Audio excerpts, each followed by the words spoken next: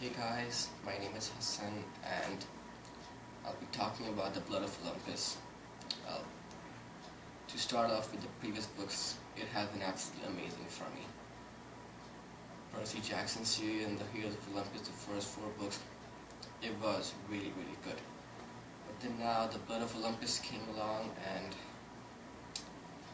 I don't know, it was a disappointing book.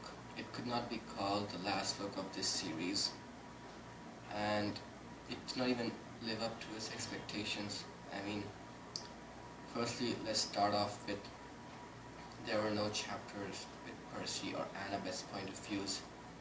I mean, they've just come back from Tartarus. Isn't there going to be some sort of trauma or stress that they face? Absolutely nothing. And we don't get anything to know from their point of views, no dreams for them.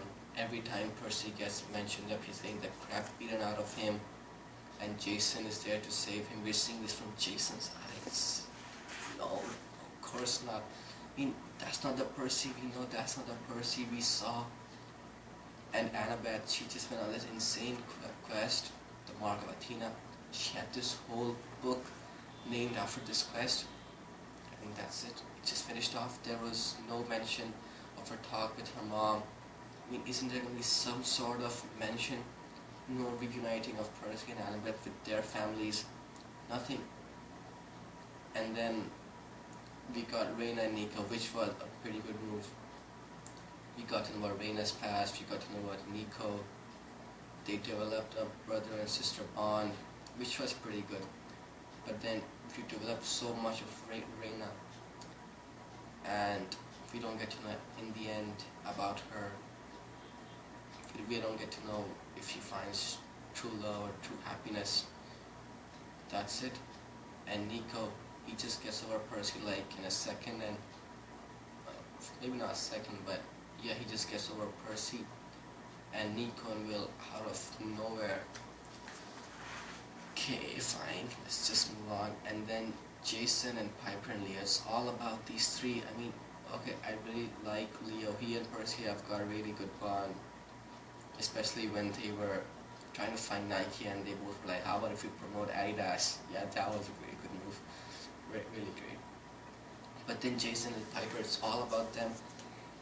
I mean, if you look at the battle, we just get Jason talking to Zeus, and Piper and Jason have just saved the world by charm speaking Gaia to sleep, and the battle just lasted for 5 pages. Come on, we're fighting against this enemy, and it just lasts for 5 pages out of this entire book. This is insane. I mean, if this is how much that can be offered by the giants in Gaia, then the Titans are way much better than them. Look at the last Olympian, that was much better. And then Leo and Calypso, they just come back. They just shoot off into nowhere. They don't even go to their friends don't even know if he's alive. And the book just ends with like, they just shoot off into nowhere. That's just like a cliffhanger. I mean, to call this book the end, absolutely not. And then we always talk about everything having to come with a price. We talk about death and sacrifice, and no one dies. I mean, come on, look at the last Olympian. Luke Castellan died. Isn't that like really big? Luke dies, and now here no one is dead. And then we talk about Percy's fatal flaw. It just took 2 lines to convince him to let Jason and Leo and Piper fight. And that's not the Percy we know. That's not the Percy we grew up reading.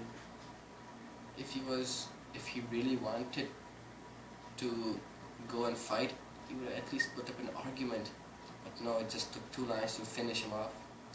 It was much more like, hey, complete this book in a hurry than to finish it in a proper manner. It has so many cliffhangers. I mean, I don't really get this book. All the other books, they were building up to something really exciting, something really big. And in the end, it's just Gaia goes to sleep by some charm speak. Come on now, how is that even realistic? At least some sort of fight. Just 5 pages of the battle and boom, it's done. boom, we don't even know if Leo's alive. His friends don't know if Leo's alive. Percy and Annabeth don't get any reuniting with their families. I honestly did not like this book. I'd give it a 5 or 6 out of 10. Well, this was my opinion. I'd like to know your thoughts as well. Be sure to subscribe and be sure to follow. Thank you. Until next time.